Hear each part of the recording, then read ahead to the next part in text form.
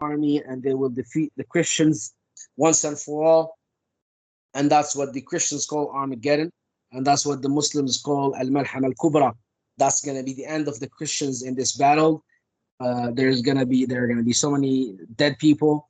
There's going to be a very severe battle, to the point that a person would number 100 of his children, 99 would die, only one would be alive. That's why when they get the spoils of war, they're not going to be happy with it, because so many of their relatives died.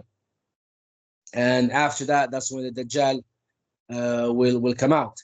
So turning your back to the enemy in the battlefield is one of the major sins.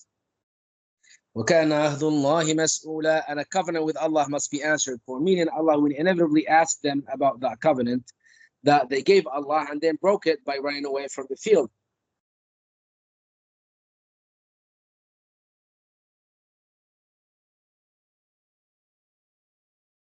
فلا تولوهم الأدبار, as Allah subhanahu wa ta'ala said in Sourat Al Ahzab, وَمَن يُوَلِّهِمْ دُبَرَهُ يومئذ إلا متحرفا لقتال أو متحيزا إلى فئة فقد باء بغضب من الله ومأواه جهنم.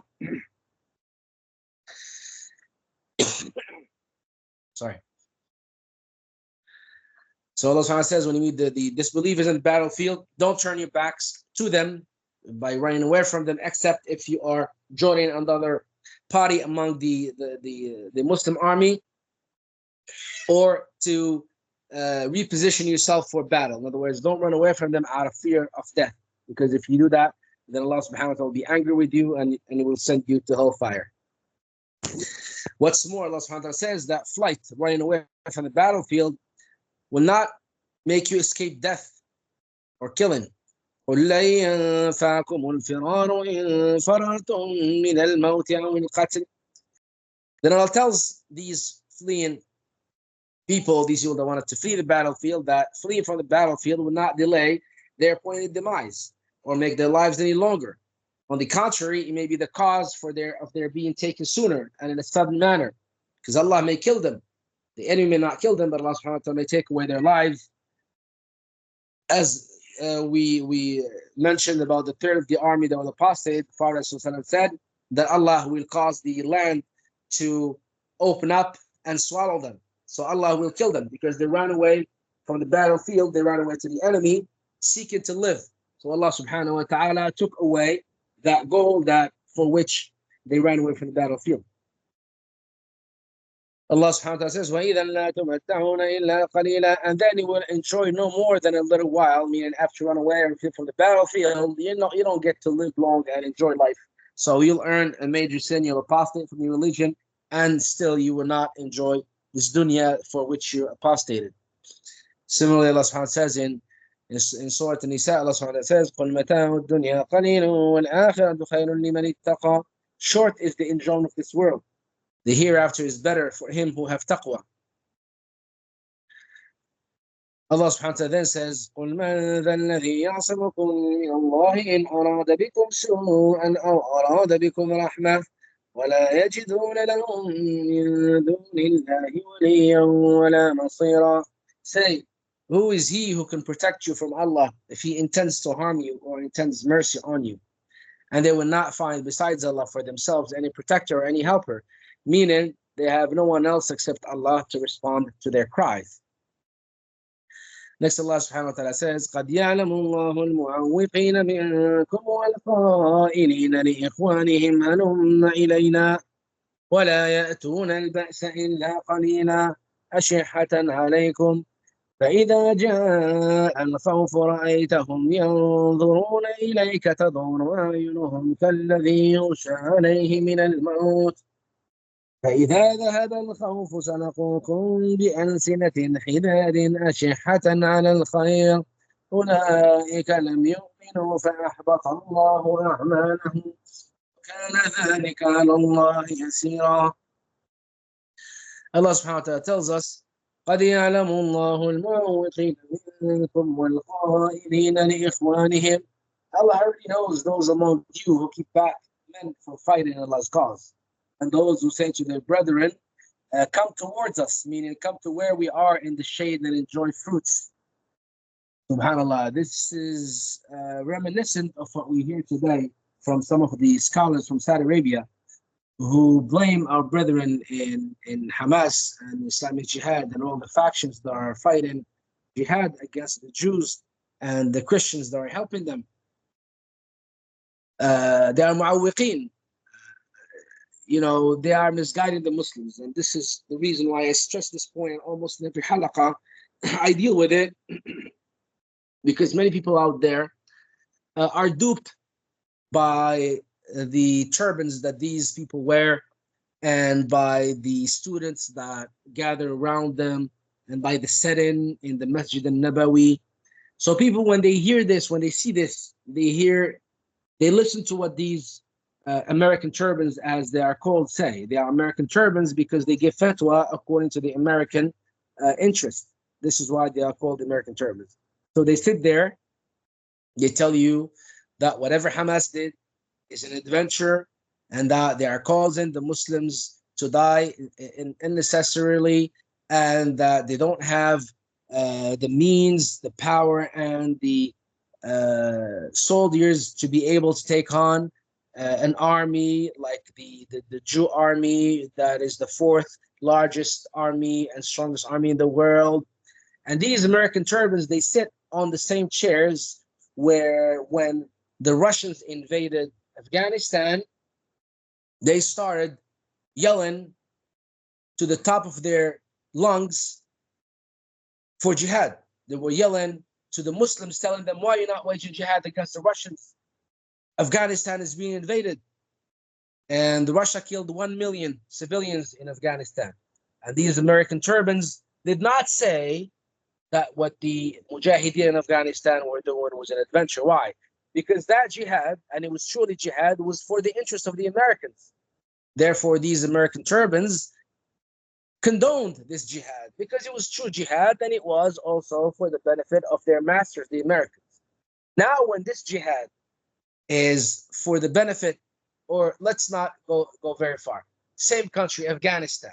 When Afghanistan was attacked by the Americans unjustly in 2003 and was invaded, these American turbans, they started saying the same thing they are saying today about Palestine, about the Mujahideen of Palestine. They're saying that the Mujahideen, they brought it upon themselves. They're causing the civilians to die unnecessarily because they harbored Osama bin Laden, because this. So basically, they were repeating the same recorded tape that the Americans were saying on the air. And fast forward to 2023, 7th October, the Mujahideen in Palestine, finally, they were ready to wage jihad to liberate the blessed land from the filthy occupation of the Jews and their brethren among the Christians and the hypocrites who helping them after 75 years of occupation. And then these American turbans, they also sit and say that this is an adventure. They are going to cause innocent civilians to die unnecessarily. We tell them what Allah says here. Flying away from battlefield will not cause you to enjoy life except a little. Just a year before 2023 in Turkey, a single earthquake took away 30,000 people. So 30,000 people died among the Muslims with no clear goal. At least in Palestine, the goal is clear, which is to break this false image of the fourth largest army, this invincible army that somehow was able to defeat all the Arab armies in 6 days. Well, it's normal. I mean, I don't know why it took them 6 days, because all the Arab armies, most of them were just hypocrites working for the benefit of the Jews and Americans. And as is very well known in history, the Jordanian king back then was a traitor, was working for the CIA and was telling the Americans every single plan and plot that the Arab armies were making.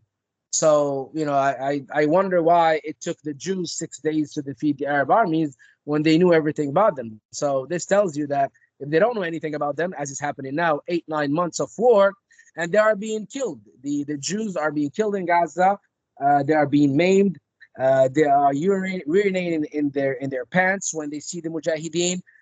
when they engage the Mujahideen, Allah strikes an utter fear and terror in their hearts that they scream a very weird scream that the Mujahideen have never heard before. I mean, I urge you brothers to go to YouTube and look at some of the documentaries made about when the Mujahideen in Palestine or Lebanon engage the Jews, and the Jews are afraid of death, the type of scream and squeaks that they make. Again, here, these American turbans, the other thing they did, besides besides Allah subhanahu wa ta'ala says, besides keeping back men from fighting Allah's cause, they're also dividing the Muslims. So they are, these American turbans claim that the Shia are in bed with the Jews. The Shia are in bed with the Jews, according to these American turbans, and this is why the Americans and the Jews on one side are killing the top generals in the Iranian army, like Soleimani, like others recently, and then the Shia are also striking the ships that are taking the goods to Israel.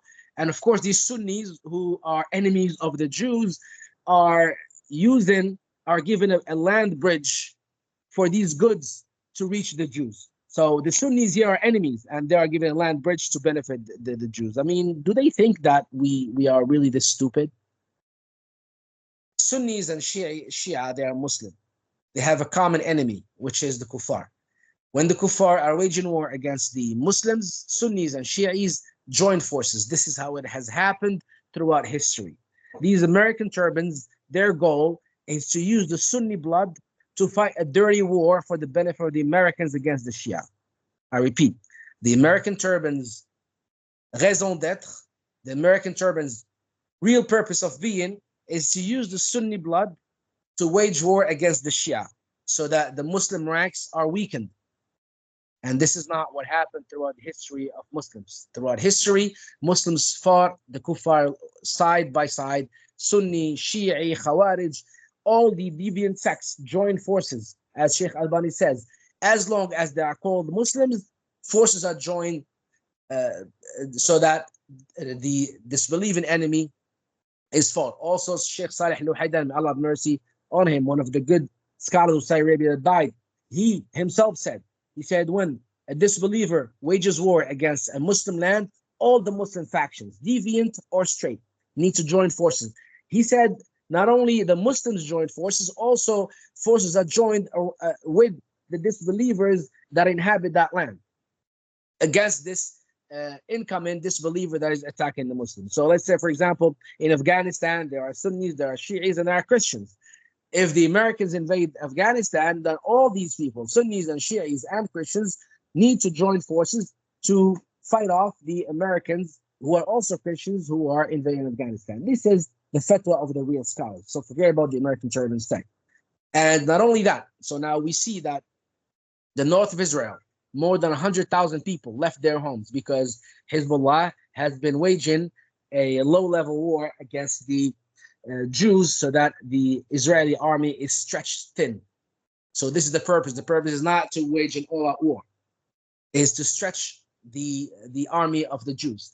The Houthis in Yemen, who are also Shia, are attacking subhanAllah, they even attacked the USS Eisenhower, which is an airplane carrier, because the British and the Americans are striking the Houthis. They're attacking them, they're bombing their towns, and the Houthis are bombing back the Americans and Brits. The Brits, they don't care.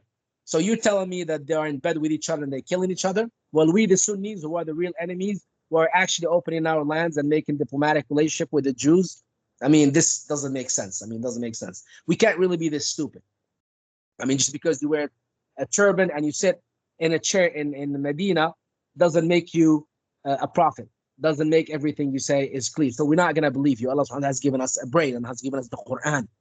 The Quran is what enlightens our eyes. And Allah tells us here that there are men who are keep back other men from fighting Allah's cause. And this is what these American turbans do. So as far as Muslims are concerned, they need to join forces. Muslims in all factions, Shia, Sunni, Khawarij, Murji'ah, Maturidiyya, Qadariyya, you name them. Someone will come, well, are you going to join forces with someone who insults Aisha radiallahu anha? Well, guess what? Among the Muslims who call themselves Sunnis, there are some who insult the Prophet alayhi salam. Forget about these things. At the time of the battlefield, as Sheikh Al-Bani rahimahullah said, Sheikh Al-Haydan said, if a person is identified as a Muslim, yes, you join forces with him. Yes, you join forces with him, irrespective of what he does, as long as he is a Muslim. So here Allah subhanahu wa ta'ala tells us that this hypocrisy has been happening at the time of the Prophet ﷺ. So what are we going to say about our time? It's going to be even worse. So at the time of the Prophet ﷺ, there were men who kept other men for fighting Allah's cause. And they said to their brethren, come here towards us. Haluman. And that means come where the shade is. Enjoy fruits. Forget about this battle. This isn't our battle. You know, just like what some people try to say that the Palestinian cause is not the first cause for the Muslims. No, it's not the Palestinian cause. It's belief and disbelief cause. That's a blessed land. Look, Spain used to be a Muslim land. India used to be a Muslim land. Do you see the Muslims waging jihad to bring back Spain or India? No. But as far as Palestine is concerned, it's a blessed land. Ard Muqaddasa is the third holy sanctuary in Islam. In other words, fighting for Palestine is a holy cause that all the Muslims believe in and will join in. And sooner or later, Allah subhanahu wa ta'ala will send his real army. Now, what the Mujahideen who are fighting now in Gaza, Lebanon, Yemen, and also in Iraq, these are small factions of Allah's real army. Allah's real army comprises millions and millions of Muslims who are soldiers, who are ready for battle. They are just waiting for the right time. And when Allah subhanahu wa ta'ala makes the time right, Allah will send this army to the battlefield, and these enemies will know that they are fighting a war, a losing war against Allah subhanahu wa ta'ala, because Allah's army is invincible.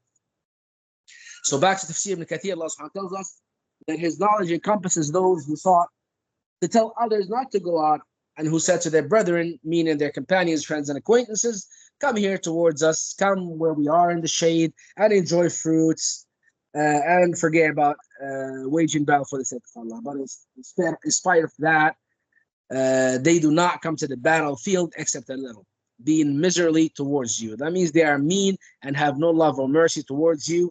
They only seek to weaken the rank of the Muslims. وَلَا يَأْتُونَ الْبَأْسَ إِلَّا قَلِيلًا أَشِحَّةً عَلَيْكُمْ. As-Suddi said, أَشِحَّةً عَلَيْكُمْ, being miserly towards you, meaning with the booty. That means they don't want you to wage war, and they don't want you to gain the booty if Allah subhanahu wa ta'ala decrees victory for the Muslims. Next, Allah subhanahu wa ta'ala says, فَإِذَا جَاءَ الْخَوْفُ رَأَيْتَهُمْ يَنظُرُونَ إِلَيْكَ تَدُورُ أَعْيُنُهُمْ كَالَّذِي يُغْشَى عَلَيْهِ مِنَ الْمَوْتِ. Then when fear comes, you will see them looking to you, their eyes revolving like one over whom hovers death. Meaning, because of the intensity of their fear and terror, this is how afraid these cowards are of fighting. You know, their eyes, turn in their lids, because they're looking for a way out. They're looking for a way and for an excuse to flee from the place that they are standing in, because of the utter fear that overtook their hearts, because of the weakness of faith in their hearts. فَإِذَا ذَهَبَ الْخَوْفُ سَلَقُوكُمْ بِأَلْسِنَةٍ حِدَادٍ. So they are standing there, their eyes turning, looking for ways to run away out of fear. But when fear departs, they will smite you with sharp tongues. They will start talking big talk, showing how they were good and how the others were weak, and how, why did we even have to get here? Why did you have to make an enemy out of these disbelievers? They are strong and we are weak. You shouldn't do this. So, their tongues are sharp tongues when it comes to speaking ill of the Muslims and the Mujahideen. So means when security is restored, they will speak eloquently and nicely, claiming that they were the bravest and most chivalrous of men. But of course, they are lying. They will also blame the believers for causing that fear, and they will bring different excuses to justify why those enemies should not have come in the first place. Ibn Abbas, may Allah may Allah be pleased with him, said, Salaqukum, they will smite you, means they will start they will start bad talking about you. They will start talking about you badly. Qatada said, but when it comes to the booty, the most miserly of people and the worst to have to share the booty with are those who say, give us, we were there with you. But during battle, they were the most cowardly and the most likely to fail to support the truth. And if the enemy had attacked, they would have fled. But when the booty comes, they are the first ones, they're in the first lines asking for more of the booty. Are miserably towards good, meaning that there is no goodness in them, for they have combined cowardice with lies and little good. Allah subhanahu wa ta'ala says, أُولَٰئِكَ لَمْ يُؤْمِنُوا فَأَحْبَطَ اللَّهُ أَعْمَالَهُمْ وَكَانَ ذَلِكَ عَلَى اللَّهِ يَسِيرًا. Such have not believed, therefore Allah makes their deeds fruitless, and that is ever easy for Allah subhanahu wa ta'ala. Because the deed, for it to be fruitless, it has to meet two conditions. It has to be sincere for Allah subhanahu wa ta'ala, and in accordance to the sunnah of the Prophet. These people lack sincerity for the sake of Allah. They do things out of different reasons, but not out of sincerity. Next, Allah subhanahu wa ta'ala says, يحسبون الأحزاب لم يذهبوا وإن يأتي الأحزاب يودوا لو أنهم بادون في الأعراب يسألون عن أنبائكم ولو كانوا فيكم ما قاتلوا إلا قليلا. Allah subhanahu wa ta'ala tells us, يحسبون الأحزاب لم يذهبوا. They think that the Confederates have not yet withdrawn, and that they are still close by and will return. That's after Allah subhanahu wa ta'ala struck the Confederates with the wind and they decided to return home. These hypocrites, these weak-fated people that were the Prophet ﷺ, they did not know that the Confederates left. And even if they knew that they left, they would still be afraid that these Confederates are close by and that they will return. وإن يأتي الأحزاب يودوا لو أنهم بادون في الأعراب يسألون عن أنبائكم. If the Confederates should come, they would wish they were in the deserts among Bedouins, seeking news about you. In other words, they wish that they're not in Medina. They wish that they are with the Bedouins and their camels, going from place to place and only talking about the news of the believers from far away without being in the ranks of the Muslims. Means if the Confederates should come back, they hope that they will not be present with you in Medina, but that they will be in the desert, asking about news of you, of what happened to you with your enemy. وَلَوْ كَانُوا فِيكُمْ قَاتَلُوا إِلَّا قَلِيلًا. And if they were to be among you, they would not have fought except a little. Meaning if they were among you in the ranks of the Mujahideen, they would not fight alongside you very much, because they are so cowardly and weak and have so little faith. But Allah knows best about them. لقد كان لكم في رسول الله أسوة حسنة لمن كان يرجو الله واليوم الآخر وذكر الله كثيرا ولما رأى المؤمنون الأحزاب قالوا هذا ما وعدنا الله ورسوله وصدق الله ورسوله وما زادهم إلا إيمانا وتسليما. Now this ayah is an important principle to follow the messenger of Allah sallallahu alaihi wasallam in his words and deeds. So especially when it comes to battle, to jihad, forget about the American turbans. Here is your example from the Prophet ﷺ. We said before that in the Battle of Mu'tah, the Prophet ﷺ sent 3,000 men to fight 200,000 Christians. Now, if these people tell us that there is no equality in numbers or in weapons, we tell them the Prophet ﷺ is a better judge than you. And he still sent 3,000 men to fight 200,000 Christian soldiers because they killed his envoy. So you can't tell me, because there's two types of jihad. There's jihad al-dafa and jihad al-talab. Jihad al-dafa is the jihad of self-defense. In that case, you may wage jihad with whatever you have. You wage jihad with whatever you have. You don't need to be as strong as your enemy or different criteria that's mentioned in Sourat Al-Anfal. The ayah says Allah عنكم. Jihad al-talab is when the Muslims are the ones who are waging jihad against disbelievers to spread Islam. In that case, there are more the conditions are more stringent, and you need an imam, you need a leader, etc. But Jihad al-dafa, the scholar said, even the woman does not ask the permission of her husband to go wage jihad. Yes, even the woman, even the slave does not ask the permission of his master to go wage jihad. This is jihad al-dafa, the jihad of self-defense. And this is what the Prophet ﷺ showed us in his seerah, and therefore in the example and the principle of the Prophet ﷺ set by the Prophet ﷺ is the one that should be followed instead of the American terms. So this ayah is an important principle to follow the Messenger of Allah in all his words and deeds, etc. Hence Allah commanded the people to take the Prophet ﷺ as an example on the day of Al Ahzab with regard to patience, guarding, striving, and waiting for Allah to provide the way out. May the peace and blessings of Allah be upon him ﷺ forever until the day of judgment. So Allah says to those who were anxious and impatient and were shaken by feelings of panic and fear on the day of Al Ahzab, Allah tells them, be steadfast like your Prophet ﷺ was steadfast. لَقَدْ كَانَ لَكُمْ فِي رَسُولِ اللَّهِ أُسْوَةٌ حَسَنَةٌ. Indeed, in the measure of Allah, you have a good example to follow. Meaning, why do you not take him as an example and follow his lead? Why are you afraid? Why are you quick to denounce or renounce your religion? Why are you quick to flee from the battlefield? He ﷺ was steadfast. Why can't you be steadfast like him and fight behind him? Use him as a shield in front of you. But of course, only those who hope in Allah and the last day and remembers Allah much will use the Prophet ﷺ as an example. So this is the condition, those who hope in Allah and the last day. But those who hope in this worldly life and this dunya, they want to live, enjoy food and women, then those, what they do, they run away from the battlefield. The attitude of the believers towards the Confederates. Then Allah tells us about his believing servants who believed Allah's promise to them and how he, subhanahu wa ta'ala, will make the consequences good for them in this world and in the hereafter. He, subhanahu wa ta'ala, says, وَلَمَّا الْمُؤْمِنُونَ الْأَحْزَابَ قَالُوا هَذَا مَا وَعَدَنَا اللَّهُ وَرَسُولُهُ وَصَدَقَ اللَّهُ وَرَسُولُهُ. And when the believers saw the Confederates, this huge army coming to attack them, to decimate them, to kill them, what did they say? They said, this is what Allah and his Messenger has promised us. It's one of two things, either martyrdom or victory. There is no defeat for a believer when he fights for the sake of Allah. There is no defeat.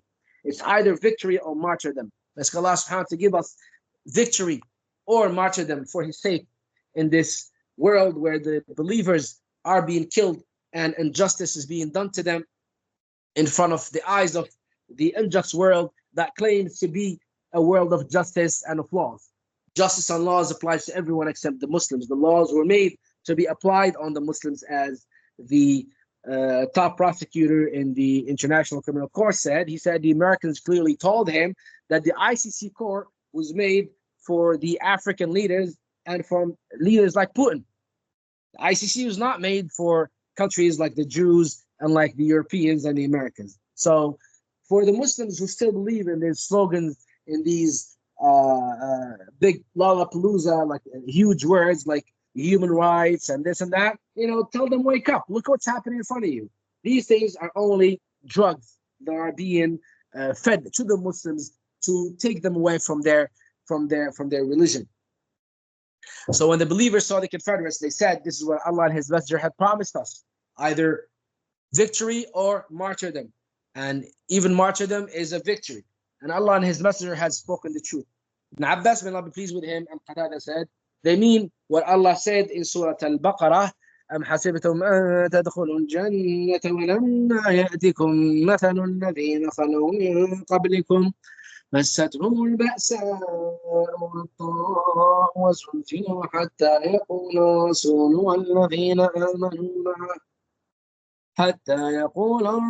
والذين آمنوا معه متى نصر الله ألا إن نصر الله قريب. Or think you that you will enter paradise without such trials as came to those who passed away before you? Those that passed away before you were afflicted with severe poverty and ailments and were so shaken that even the messenger and those who believed along with him said, when will the help of Allah come? Yes, certainly the help of Allah is near. Meaning this is the trial and test that Allah and his messenger promised us would be followed by the help and the victory of Allah that is near. Because as Allah subhanahu wa ta'ala says, that after fear, there will come tamkeen, there will come a foothold for the believers in the land. وعد الله الذين آمنوا وعملوا الصالحات منكم ليستخلفنهم كما استخلف الذي وعد الله الذين آمنوا وعملوا الصالحات منكم ليستخلفنهم في الأرض كما استخلف الذين من قبلهم. Allah subhanahu wa ta'ala has promised those that believe in the good deeds that He shall give them inheritance of the land, steadfast foothold in the land. They will be the leaders, the same way He gave control of the land to those before them. Allah subhanahu wa ta'ala says, وَصَدَقَ اللَّهُ وَرَسُولُهُ, and Allah His Messenger has spoken the truth. وَمَا زَادَهُمْ إِلَّا إِيمَانَهُمْ وَتَسْلِيمًا, and only added to their faith and to their submissiveness. This indicates that faith can increase and strengthen in accordance with people's circumstances, as the majority of scholars stated. Faith can increase and decrease, increases with obediences, decreases with disobediences, and also with ghafla. When a person is busy with dunya, then his faith increases. And it increases with the obediences, with worship, lessons, gaining beneficial knowledge, umrah, hajj, etc. We have stated this in the beginning of our commentary on Al-Bukhari. Praise be to Allah. وَمَا زَادَهُمْ إِلَّا إِيمَانًا وَتَسْلِيمًا, and it only added, meaning at that time of stress and difficulty, to their faith in Allah and to their submissiveness, meaning their submission to Allah's commands and their obedience to His Messenger increased at the time of difficulty. These are the true believers, as opposed to the hypocrites and those whose faith is weak. At the time of difficulty, they were shaken and they started doubting what Allah subhanahu wa ta'ala, His Messenger, promised them of victory or martyrdom. This is it for today. We ask Allah subhanahu wa ta'ala teach us the beneficial knowledge. We ask Allah subhanahu wa ta'ala to make us among the believers who were true to their covenant with Allah subhanahu wa ta'ala. We ask Allah subhanahu wa ta'ala to save us from all trials and tribulations. We ask Allah subhanahu wa ta'ala to guide back the Muslims to the true path, especially the women and the youth among them, and to make them gather around a single leader that will lead them to establish Islam and justice in this world and do away with the injustice being done to the Muslims. We ask Allah subhanahu wa ta'ala to give victory to our brothers, the Mujahideen, in Palestine, in Lebanon, in Yemen, and in Iraq, and everywhere the Mujahideen are waging jihad against the disbelievers. We ask Allah subhanahu wa ta'ala to gather all the factions of the Muslims under a single flag to wage jihad for the sake of Allah and do away with all the differences that they have. We ask Allah subhanahu wa ta'ala to destroy the state of the Jews and to make the might of the Jews great among each other. We ask Allah subhanahu wa ta'ala to destroy the disbelievers and the hypocrites who are supporting and helping the Jews. We ask Allah subhanahu wa ta'ala to purify the blessed land of Palestine from the filth of the Jews and the hypocrites, and to bring back to it the Khilafah as He subhanahu wa ta'ala promised us through the tongue of His Prophet Muhammad alayhi salam. And finally, we ask Allah subhanahu wa ta'ala to guide us with Prophet Muhammad alayhi salam in the highest paradise for Firdaus. Alhamdulillah Rabbil Alameen. Jazakum Allah khairan. جزاك الله خير شيخ. وإياكم brothers.